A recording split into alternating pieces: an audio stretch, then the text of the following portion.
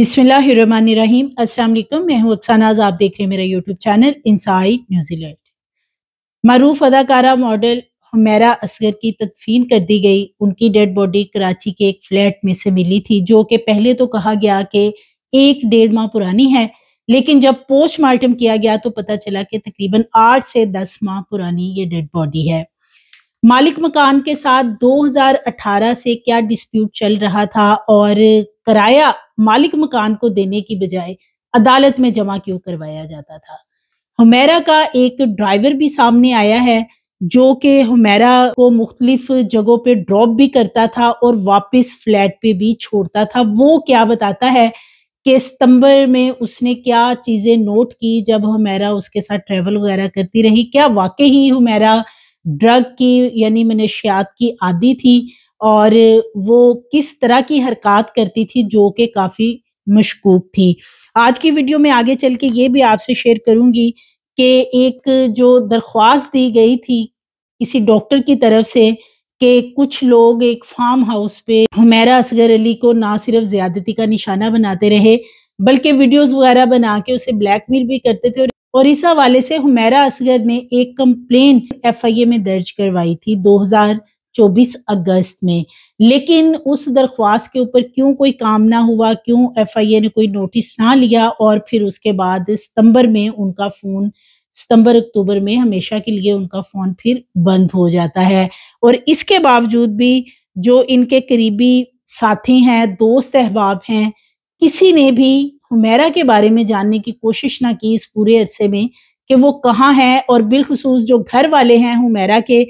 चूँकि social media पे उन्हें बहुत ज़्यादा क्रिटिसाइज़ किया गया, तदफीन उन्होंने कर दी डेड बॉडी कलेक्ट करने के बाद, और मीडिया ने काफ़ी सख्त सवालात भी इस फैमिली से किए हैं, जिस पे कि ये नज़र आता है कि ये फैमिली ऑलमोस्ट हुमैरा असगर को अपनी ज़िंदगी में से 2-2.5 साल पहले ही निकाल चुकी थी। बिलखुसूस जो हुमैरा के भाई हैं, उनके साथ जायदाद का जो मामला चल रहा था, वो काफ़ी शकूक व शुबहात को सामने लेके इसलिए आ रहा है क्योंकि हुमैरा के घरवालों के पास यानी उनके वालिद के पास काफ़ी ज़्यादा प्रॉपर्टी है। अभी भी वो जिस घर में रहाइश पज़ीर हैं, अच्छा खासा घर है और अच्छी खासी जगह पे है। तो हुमैरा इनसे अपना मुतालबा यही रखती थी कि उनका जो हिस्सा बनता है वो उन्हें दे दिया जाए और इस मामले को भी किसी सूरत नज़रअंदाज नहीं किया जाता कि उनके जो भाई हैं वो किसी सूरत नहीं चाहते थे कि हुमैरा को एक कौड़ी भी दी जाए। अब एक चीज़ तो और सामने आ रही है कि हुमैरा असगर अपने घर जब भी आती थी लाहौर, कराची से, तो ना सिर्फ उन्हें फाइनेंशियली अपनी माँ को सपोर्ट करती थी बल्कि तोहफे तोहफ़ भी सबके लिए लेके आती थी। गुज़श्ता साल 2024 में आखिरी दफ़ा हुमैरा अगस्त में आई थी, जब उसने अपनी वालदा से ये बात की थी कि उन्हें हिस्सा दे दिया जाए, जो भी उनका प्रॉपर्टी में हिस्सा बनता है, ताकि वो कराची में अपना कोई घर वगैरह ले सकें और अपनी ज़िंदगी बेहतर तरीके से गुजार सकें। जिस पे कि भाइयों ने और वालिद ने धक्के मार के उसे ना सिर्फ बाहर निकाला, बल्कि कहा कि वो दोबारा इस तरफ कभी लौट के ना आए और उसके साथ जीना मरना इन लोगों ने ख़त्म कर रखा था। हुमैरा असगर ने जो अगस्त 2024 में एक कंप्लेन दर्ज करवाई थी, एफआईए को दर्ज करवाई गई ये जो कंप्लेन है, इसमें भी यही चीज़ें मेंशन की गई थी कि मेरे मोबाइल का डेटा हैक किया जा रहा है और मुझे ब्लैकमेल किया जा रहा है, कत्ल की धमकियाँ दी जा रही हैं। तो इस हवाले से यानी साइबर क्राइम विंग में उन्होंने एक एप्लीकेशन मूव की थी। अब ये डेटा के हवाले से जो चीज़ें हैं वो कुछ यूँ भी सामने आ रही हैं कि एक डॉक्टर सैयदा कायनात हैं, जो कि ये कंप्लेन करती हैं कि मैं दोस्त हूँ हुमैरा असगर की और हुमैरा असगर को एक सीरम सज्जाद नामी डॉक्टर है जो कि काफ़ी अरसा ब्लैकमेल करता रहा। उनकी दोस्ती थी दोनों की आपस में। वो अपने फार्म हाउस पे बुला के ना सिर्फ उस ज़्यादती का निशाना बनाते थे, बल्कि उनके वालिद और दीगर जो असर और रसूख रखने वाले लोग हैं उनको भी उस फार्म हाउस पे बुलाया जाता था। जब हुमैरा ने दीगर लोगों से तल्लुक रखने से इनकार किया तो उनकी जो वीडियोज़ वगैरह बनाई गई थी, उनको उस हवाले से ब्लैकमेल किया गया और उस डॉक्टर की जो कोई वीडियोज़ या तस्वीर या जो चैट वगैरह मौजूद थी हुमैरा के मोबाइल में, तो उसने वो मोबाइल तोड़ दिया और तोड़ने से पहले उसमें से डेटा भी डिलीट कर दिया। अब ये जो दरख्वास्त थी, इसके हवाले से जब पुलिस ने इन्वेस्टिगेशन की کہ اصل معاملے کی طرف جایا جائے اور پتہ چلایا جائے کہ جو درخواست دی گئی ہے یہ کس نے دی ہے، اور جب اس سارے معاملے کا پتہ چلایا گیا، یعنی کہ وہ آئی ڈی کارڈ وغیرہ جس آئی ڈی کارڈ نمبر سے وہ درخواست دی گئی ہے تو وہ کسی اور بزرگ خاتون کا آئی ڈی کارڈ نمبر نکلا ہے، اور ایسا معاملہ پولیس کا کہنا ہے کہ ڈاکٹر سیرم سجاد کے حوالے سے کوئی معاملہ فی الحال نظر نہیں آیا، یعنی کہ اپنے طور پہ پولیس نے یہ جو اپلیکیشن تھی، جو کمپلین آئی تھی، اس کے اوپر نوٹس بھی لیا اور اس کو انٹیروگیٹ کرنے کی کوشش کی، لیکن ہو سکتا ہے کہ یہ جو حمیرہ اصغر کا قتل ہے اس کو چھپانے کے لیے، اس کی موت کو کوئی اور رنگ دینے کے لیے یہ درخواست اس وقت دی گئی جب یہ سارا معاملہ سامنے آ چکا تھا، یعنی 10 جولائی کو یہ درخواست سامنے آئی تھی۔ تو 10 جولائی کے بعد فوری طور پہ پولیس نے اس کے اوپر تمام ورک کیا ہے، لیکن پولیس کو ایسا لگتا ہے کہ یہ ایک فیک قسم کی درخواست دی گئی ہے، یعنی کہ معاملے کا رخ بدلنے کے لیے اور حمیرہ کی کریکٹر اسیسینیشن کرنے کے لیے کہ وہ اس طرح کی ڈرگ پارٹیز میں جاتی تھی اور ڈرگ کا استعمال کرتی تھی، کیونکہ اس درخواست کے اندر یہ بھی مینشن کیا گیا ہے کہ آئس، شراب اور کوکین فارم ہاؤس پہ بہت زیادہ پلائی جاتی تھی، زبردستی پلائی جاتی تھی حمیرہ کو، جس کی وجہ سے وہ منشیات کی عادی ہو گئی تھی۔ تو اس لیے یہ کچھ کہنا قبل از وقت ہوگا کہ یہ اس کیس کو یا اس پورے معاملے کو کوئی اور رنگ دینے کے لیے بھی کسی نے یہ فیک درخواست دے دی ہو۔ اس کے اوپر پولیس جو ہے وہ ابھی مزید تفتیش کر رہی ہے۔ حمیرہ اصغر کے فلیٹ کی بالکونی کھلی ہوئی تھی، یعنی ایک کھڑکی وہاں پہ کھلی ہوئی تھی، یہ بتایا جا رہا ہے، اور یہ وہی لوگ بتا رہے ہیں جو کہ آئی وٹنس ہیں۔ جب اس فلیٹ کا دروازہ توڑا گیا، اندر جو لوگ گئے ہیں انہوں نے دیکھا کہ ایک بالکنی اوپن ہے، یعنی ایک کھڑکی کھلی ہوئی تھی۔ اب یہ بھی ہو سکتا ہے کہ کسی نے یہ مرڈر کیا ہو اور اس کے بعد اندر سے لاک کر کے کوئی اس بالکنی یا کھڑکی وغیرہ سے باہر نکل گیا ہو، یا جس طرح بھی جو معاملہ ہوا ہے اس کا پتہ اس لیے نہیں چل سکتا کہ وہاں پہ کوئی بھی سی سی ٹی وی کیمرہ نصب نہیں ہے۔ مالک مکان کے ساتھ بھی بہت زیادہ ڈسپیوٹ تھا، اور ابھی سے نہیں بلکہ 2018 سے ہی یہ جو تنازع ہے یہ سٹارٹ ہو چکا تھا۔ 2018 میں ایگریمنٹ کیا جاتا ہے، سٹارٹ میں ایگریمنٹ کے مطابق 40,000 روپے کرایہ مقرر کیا جاتا ہے اس فلیٹ کا، اور پھر 10% ہر سال بڑھایا جائے گا، جیسے کہ کرائے کا کوئی گھر خریدتا ہے اور اس کے بعد ایک ایگریمنٹ ہوتا ہے تو اس میں یہ چیز مینشن کی جاتی ہے۔ سو اس میں بھی یہ چیز مینشن کی گئی تھی، لیکن 1 سال بعد ہی یہ کرایہ نامہ جو ہے اس کو تبدیل کرنے کی بجائے یا 10% بڑھانے کی بجائے مالک مکان نے، جن کا نام وائز خان بتایا جاتا ہے، انہوں نے حمیرہ سے کہا کہ وہ فلیٹ کو فوری طور پہ خالی کرے، جس پہ حمیرہ نے کہا کہ ان کا ایگریمنٹ ہوا اور وہ کسی صورت یہ فلیٹ خالی نہیں کریں گی۔ حمیرہ خود 2019 میں یہ اسٹامپ پیپر لے کر عدالت چلی گئی کہ یہ ایگریمنٹ ہوا ہے، وہ کرایہ بھی دے رہی ہیں، لیکن مالک مکان اب تنگ کر رہا ہے کہ یہ فلیٹ خالی کیا جائے، جس پہ کہ انہیں فوری طور پہ سٹے مل گیا تھا۔ اب جیسے یہ سٹے ملتا ہے تو عدالت یہ طے کرتی ہے کہ جو کرایہ ہے وہ عدالت میں جمع کروایا جائے گا، اور یہ کرایہ 3-4 ماہ کا اکٹھا ہی حمیرہ عدالت میں جمع کروا دیتی تھی۔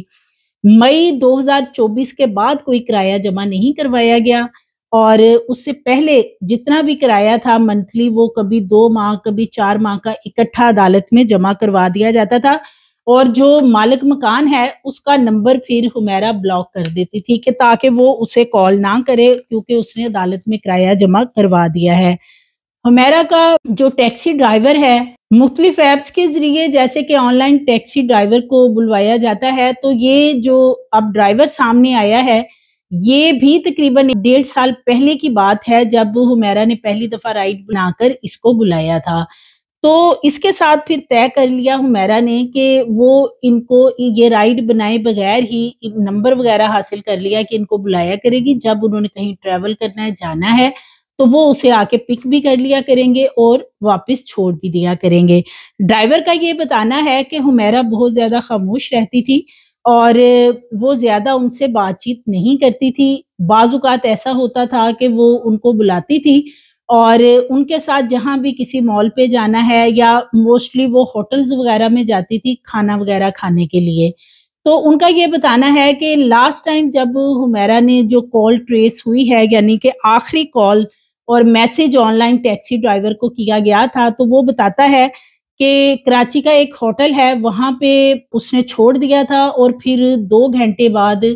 حمیرہ نے کال کر کے ان کو دوبارہ بلایا تھا کہ وہ انہیں وہاں سے پک کر لیں، اور اس سے پہلے وہ ایک مال پہ گئی تھی کچھ چیزیں وغیرہ خریدنے کے لیے۔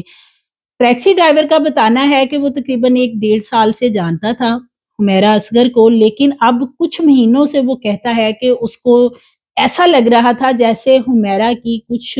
ذہنی حالت یا کچھ طبیعت ذہنی طور پہ ٹھیک نہیں ہے۔ اس کا یہ بتانا ہے کہ جب وہ فلیٹ ان کو واپس چھوڑنے آتا تھا کسی بھی جگہ سے، یا وہ شوٹ سے آئی ہیں، یا وہ باہر کھانا کھانے گئی ہیں، یا کہیں شاپنگ کرنے گئی ہیں، گروسری وغیرہ کرنے گئی ہیں،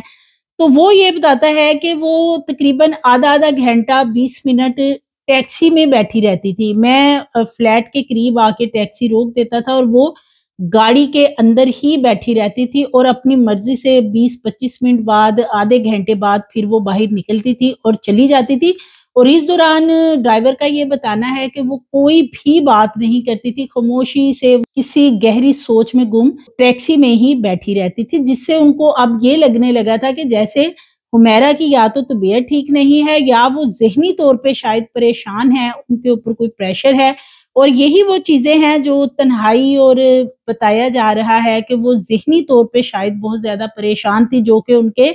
پڑوسی بھی یہ بتاتے ہیں جو کہ دیگر فلیٹ میں رہائش پذیر ہیں، کہ حمیرہ کے فلیٹ سے چیخوں کی آوازیں بھی آتی تھی، رونے کی آوازیں بھی آتی تھی، اور یہ بھی بتاتے ہیں کہ حمیرہ وہاں پہ زیادہ کسی سے بات نہیں کرتی تھی، وہ اس لیے کہ مالک مکان سے آلریڈی ڈسپیوٹ ان کا چلتا رہتا تھا۔ سٹارٹنگ میں بہت زیادہ وہاں پہ جھگڑے اور مسئلے مسائل ہوئے ہیں، اور اس کے بعد جو باقی فلیٹ وغیرہ کے لوگ تھے وہ کہتے ہیں کہ اگر ہم ان سے بات کرتے تھے یا ان سے بات کرنے کی کوشش کرتے تھے تو حمیرہ کو یہ چیز پسند نہیں تھی، وہ اکیلا رہنا زیادہ پسند تھا، جس کی وجہ سے جو نیبرز وغیرہ ہیں وہ بہت کم انہیں بلاتے تھے۔ تو ٹیکسی ڈرائیور کا تو یہ کہنا ہے کہ اس نے کچھ عرصے سے کافی زیادہ تبدیلی ان کے اندر دیکھی تھی۔ اب یہ تبدیلی کوئی ڈرگ کی ایڈکشن کی وجہ سے تھی، کس معاملے کی وجہ سے تھی، یہ تمام چیزیں تب پتہ چلنی تھی جب پوسٹ مارٹم رپورٹ وغیرہ میں چیزیں کلیئر ہوتی۔ جب باڈی ریکور ہوتی ہے تو وہ بالکل ڈسپوز آف ہو چکی ہوتی ہے،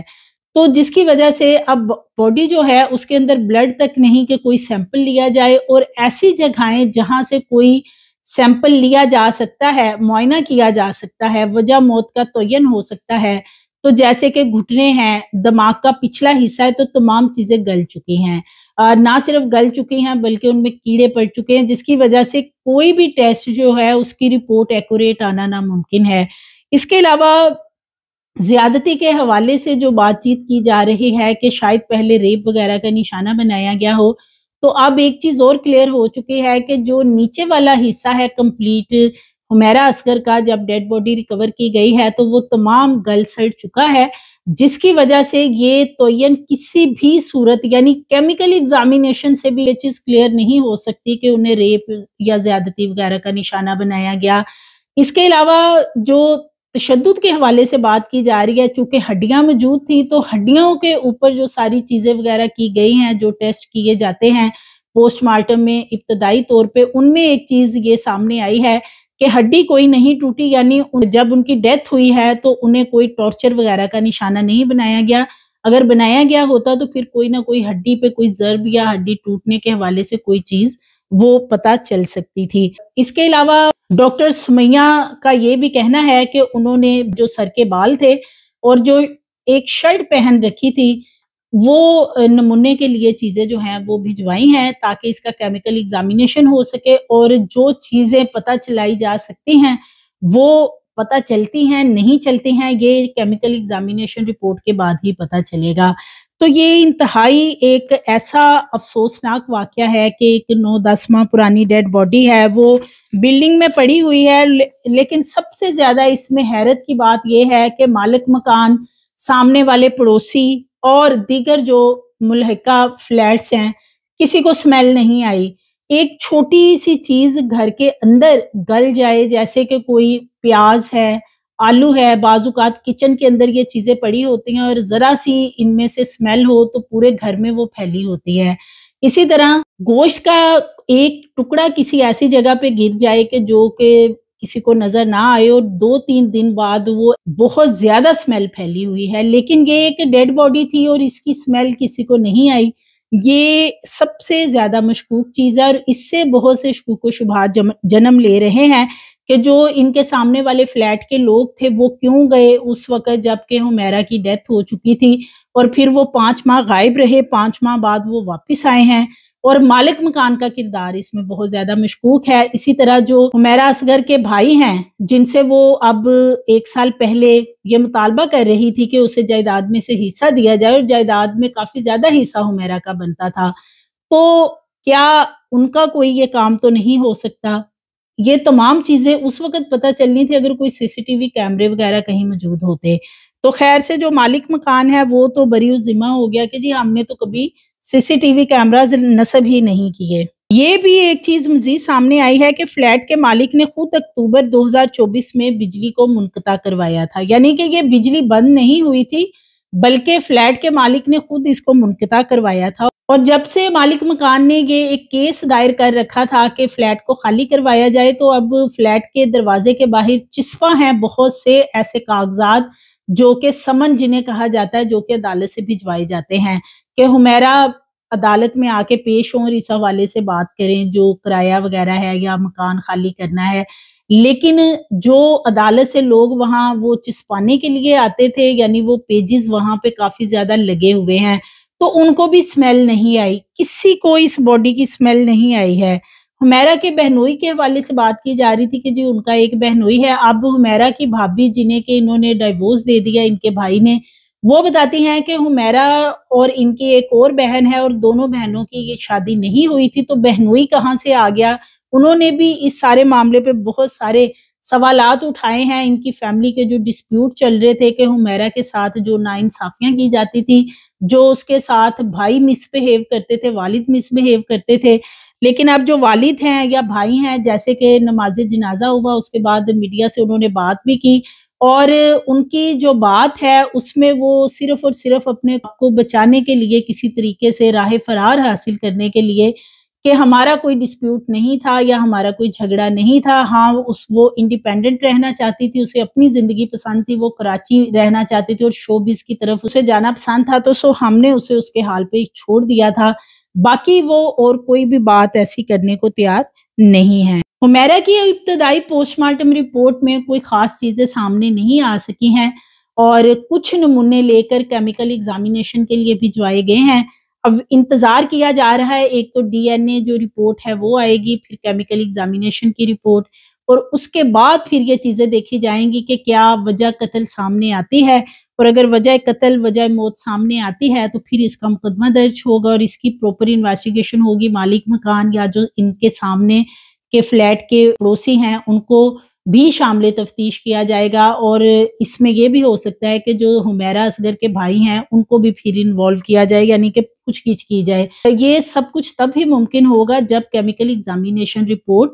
में कोई चीज सामने आएगी। लेकिन जो डॉक्टर हैं उन्होंने गुज़श्ता रोज ही ये बात बता दी थी कि जो डेड बॉडी की सूरत हाल है, बॉडी डिकम्पोज हो चुकी है, जिसकी वजह से वजह मौत का तयन करना, अंदाजा लगाना नामुमकिन सा लगता है, क्योंकि ऐसे अज़ा जिनसे ये चीजें देखी जाती हैं मुख्तलिफ नमूनों के जरिए, नमूने हासिल करने के बाद जो रिजल्ट आता है उसमें चीजें कुछ ना कुछ समझ आ जाती हैं। लेकिन बॉडी की जो सूरत हाल थी वहां से किसी भी चीज का अंदाजा लगाना नामुमकिन है कि वजह मौत क्या है या पहले इनके साथ क्या हुआ। तो ये अब देखना होगा कि ये रिपोर्ट्स आती हैं, उसके बाद दीगर चीजें सामने आएंगी। मज़ीद वीडियोस के लिए चैनल को सब्सक्राइब करें, लाइक करें, बेल आइकन को प्रेस करें ताकि आने वाली वीडियोस आपको मिलती रहें।